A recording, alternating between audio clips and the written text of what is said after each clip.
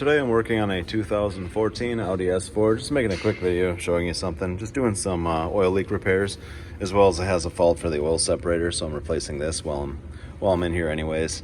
But what I'm talking about is the oil filter housing. I made other videos kind of talking about a lot of times it's misdiagnosed as being a rear main seal leak, and it ends up being this oil filter housing. And you can see now that the supercharger's out of the way that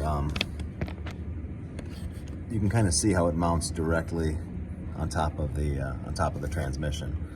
So what's strange is the procedure for this job doesn't really say anything about removing the supercharger. On all data anyways, the program we use, it just it says, you know, 2 hours labor or something, and you just unbolt it and grab it out of there. But I haven't really found a way to do that nicely, so I pull the supercharger right out of the way, and then from there you can remove this breather hose that goes there and attaches to the two valve covers, and then you can get to the fasteners on the back here that hold this in place. So it's not that difficult once this stuff's all out of the way, and you just, you know, undo the 4 bolts that hold this on, and then you just pull it straight up out of there. But yeah, so that's how I've been doing it. Supercharger out.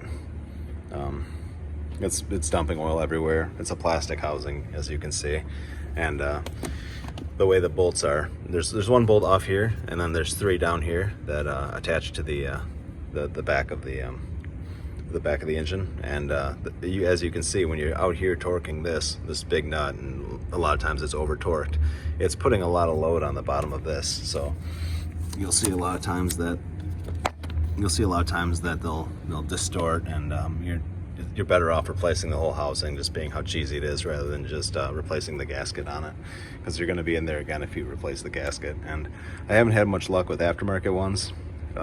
Maybe there's some nice aluminum upgrade or something like that you can purchase, but typically I just go with the OEM branded ones, because I've had better luck with those than I have you know, a lot of the aftermarket brands. I've had, you know, them come back leaking and have to do it again. And early on, you know, years ago, when I was trying to use different brands, Uro and stuff like that, that wasn't OE. So now I just don't even do it anymore. I just stick the factory one in, and they're good. So that's all.